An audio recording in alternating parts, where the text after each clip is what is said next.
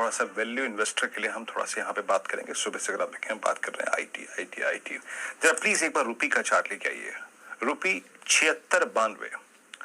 एक बार इन्फोसिस लेके आइए, निफ्टी आईटी पे लेके आइए। जब हमारा लास्ट रिपोर्टेड अर्निंग सीजन जब शुरू हुआ था, याद रखिएगा 13 या 14 तारीख को जब नतीजे आए थे टीसीएस के, आशीष उस वक्त रुपए की वैल्यू क्या थी? अगर मैं मान के चलूं तो लगभग समझ लीजिएगा कि आप 12-13 जनवरी के आसपास रुपए की ट्रेजेक्टरी थी 74.20। Now it's 76.90-80।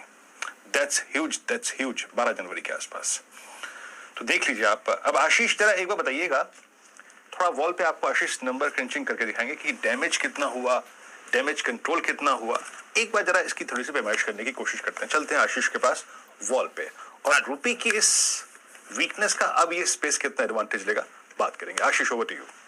बिल्कुल ठीक है वीरू, आपने रुपये से बात छेड़ी तो उसी से शुरू कर देता हूं। रुपए में आज हमने एक फ्रेश ऑल टाइम लोज लगता हुआ देखा। रुपए के केस में से हम लोज कहेंगे, मैसिव डिप्रिसिएशन।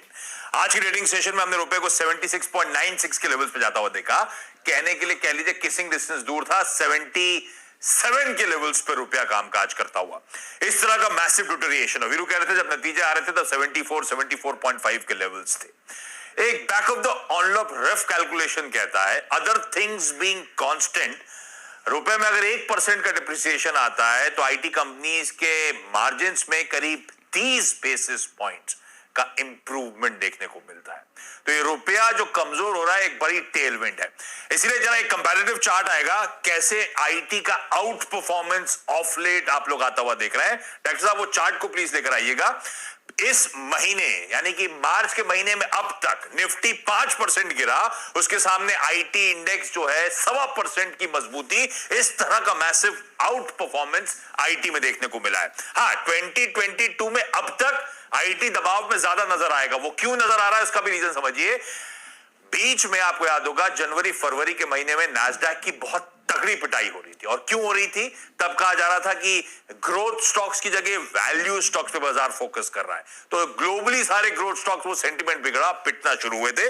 तब इस तरह का थोड़ा सा प्रेशर माउंट हुआ था, लेकिन वो अब रिवर्स होता हुआ। और इनफैक्ट ये 1 साल का भी आपके सामने परफॉर्मेंस है, 12 महीने का आईटी में देखिए किस तरह का मैसिव आउट परफॉर्मेंस था। पर ये सब पुरानी कहानी है। ये सबसे बड़ा क्यू है जो रिसेंटली आईटी में आउट परफॉर्मेंस की शुरुआत हो गई है।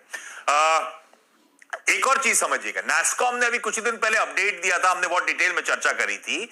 इंडस्ट्री बॉडी जो है आईटी की नैस्कॉम, उसका कहना है इस साल $227 बिलियन का आईटी इंडस्ट्री होने जा रही है।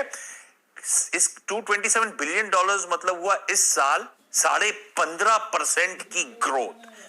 पिछले एक दशक में आईटी इंडस्ट्री ने इस तरह की ग्रोथ नहीं देखी है। इनफैक्ट लास्ट ईयर FY21 में केवल 2.3% की ग्रोथ थी। तो ना सिर्फ रुपया, वो जो डिमांड, वो डिजिटलाइजेशन, उसका ट्रैक्शन देखिए इस फाइनेंशियल ईयर में 15.5% की दर से इंडस्ट्री ग्रो करती हुई नजर आएगी। इस तरह से तस्वीर बदल रही है आईटी की।